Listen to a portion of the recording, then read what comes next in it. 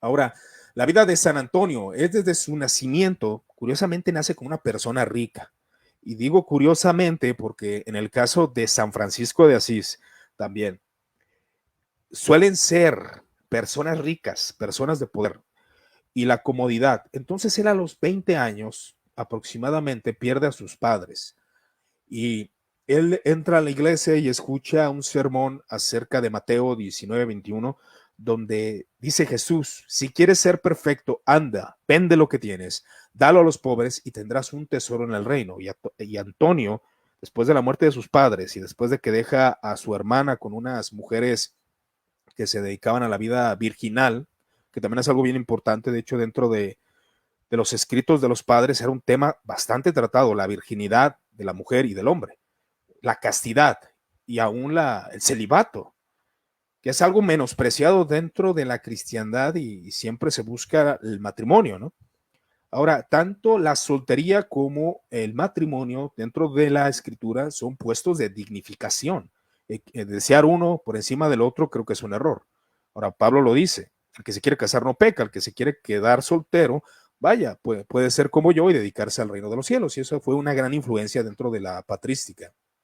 Ahora, Antonio conoce a Cristo a través de este texto, de dar todas sus riquezas y él las entrega.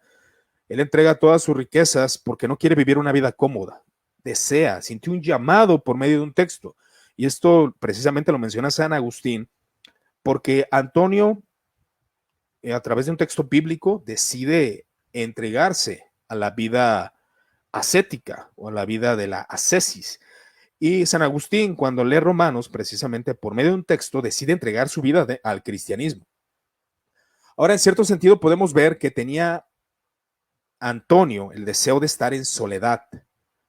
Antonio se adentra, después de escuchar estos textos, se adentra a la vida solitaria y se aleja a la montaña para tener tiempo de soledad.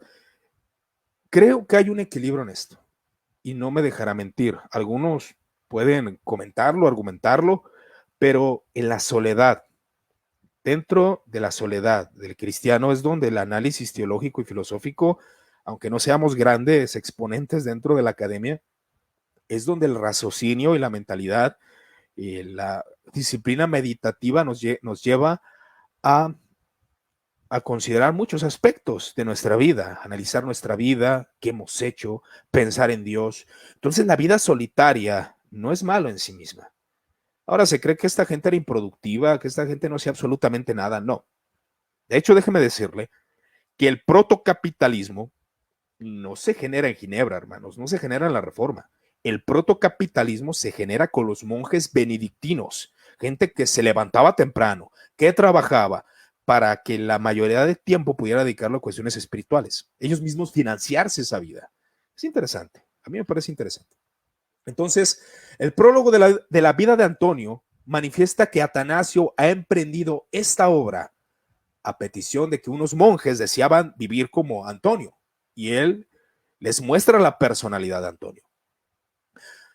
Tomando Agustín, dice lo siguiente, Ponticiano, entonces toma la palabra, comenzó a hablarnos de Antonio, monje de Egipto, cuyo nombre era celebrado entre sus fieles, y nosotros ignorábamos hasta aquella hora, no sabíamos de él, dice San Agustín, lo que él advierte y se detuvo y menciona en su narración, dándonos a conocer a gran varón que nosotros desconocíamos, admirándose de nuestra ignorancia. ¿Cómo es posible que no conozcan a Antonio? Era un personaje conocidísimo. De hecho, la vida de Antonio es uno de los bestsellers más importantes dentro del siglo tercero y siglo cuarto, después de la Biblia, claro está, o de los textos bíblicos. Ahora, ellos se dieron cuenta de las maravillas de la verdadera fe en la Iglesia Católica y en la época tan reciente y cercana de nuestros tiempos. Wow, la vida de Antonio fue motivación tanto para el amigo de San Agustín como para el mismo San Agustín. Entonces, tratando este tema precisamente de las disciplinas monásticas y los modelos bíblicos que se buscan pues tomar en cuenta para la vida monástica es la vida de Juan el Bautista. Juan el Bautista tiene aspectos monásticos. Claro que sí, pero curiosamente es una vida que los cristianos de ahora no consideramos. Tenía vida solitaria, comía solamente bichos, langostas silvestres y miel. Era un hombre que vestía de manera pobre. La vida de Juan el Bautista fue el modelo para muchos cristianos de los primeros siglos. Ahora, la vida de Antonio se conoce como una vida de leyenda sobre Antonio también. El hombre de Dios debía correr de boca en boca. Su fama había ya alcanzado incluso las regiones occidentales. Él era de Oriente y en Occidente ya se conocía la vida de Antonio. Se conocía la vida de este hombre. La cercanía de Atanasio a Antonio garantizó la fidelidad sustancial de la narración, aunque no falte trazos de idealización. Y la verdad, yo cuando lo leí, porque tú lo lees con una mentalidad moderna, no lo lees con una mentalidad de la premodernidad, que ellos eran más dados a creer en demonios, en creer en manifestaciones, en creer en cuestiones espirituales que desgraciadamente, y digo desgraciadamente, la iglesia de hoy está ignorando. Está ignorando las maquilaciones de Satanás, está ignorando el poder del enemigo. Se está haciendo y otros están exagerando. Curiosamente, unos están exagerando. Entonces, durante la persecución, los cristianos fijaron sus ojos en los mártires como los perfectos seguidores de la imitación de Cristo. La imitación se centraba en los relatos del Evangelio de la Pasión y ese era el tema teológico de los jóvenes, mucho más interesante que los temas que ahora se desglosan por redes sociales. La vida de Antonio es un modelo de la ascesis. ¿Y qué es la ascesis? La ascesis es el conjunto de prácticas y hábitos que sigue la asceta para conseguir la perfección moral y espiritual. Esa era la ascesis, el ascetismo, que vuelvo a insistir, algunos utilizan el texto de Colosenses para decir que la ascesis es mala. Pero aún San Pablo menciona que tiene cierta reputación, aunque no tiene poderes para vencer la carne. Los monjes consideraban que la ascesis, juntamente con el poder del Espíritu Santo, llevaba realmente a una disciplina cristiana.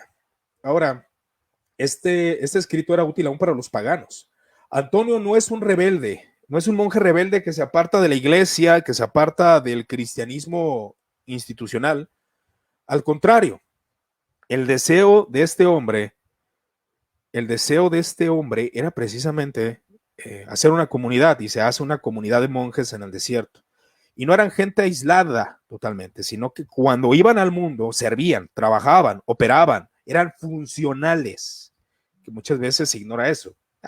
Los monásticos no eran funcionales, no, la historia muestra que eran funcionales, se dedicaban a la vida ascética, pero trabajaban para su propio alimento. Y ese era Antonio. Pero curiosamente, cuando Antonio se retira de su comunión eclesial, se retira Antonio, pero su comunión eclesial no la deja a un lado, no se desvanece. Él iba a los servicios eclesiásticos. En el año 311, con ocasión de la persecución de Maximino, Antonio acude a Alejandría para hacerse partícipe de los desvelos de la iglesia por los confesores. Servía a los confesores en las minas y en las cárceles, los perseguidos. Ante el tribunal se mostraba gran celo, exhortaba al combate a los que eran llamados a la lucha y cuando daba testimonio los asistía y acompañaba hasta la muerte. Hasta el 338 después de Cristo viaja a Alejandría para defender la postura del obispo Atanasio frente a los arrianos.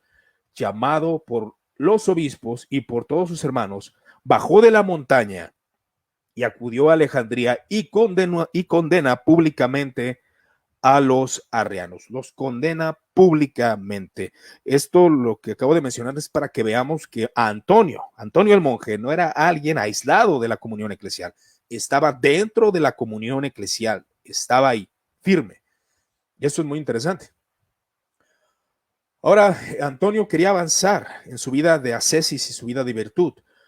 Pues grande es el beneficio que obtengo, decía Atanasio al recordar a Antonio, también de imitar su propósito, de imitar su vida. Y vemos que se repite el patrón de los ricos. Entonces, el patrón de los ricos que era vender todo lo que tenían y servir a Cristo de manera de pobreza. Y curiosamente la pobreza tiene sus ventajas. Si somos sumamente objetivos, lo que nos tiene a nosotros en actividad es el deseo de adquirir riquezas. Y eso nos lleva muchas veces a desatendernos de la vida de dedicación espiritual, por así decirlo, aunque el pensamiento, lo sabemos, el pensamiento de la reforma que se proclama muchas veces, es de que se buscaba un sacerdocio de todos los creyentes y en el trabajo, donde sea, puede servir al Señor. Sí, pero hay que ser honestos, muchas veces se nos olvida. Muchas veces nos concentramos en nuestro beneficio personal. Entonces los monjes conocían esa intención del corazón y se apartaban para servir al Señor.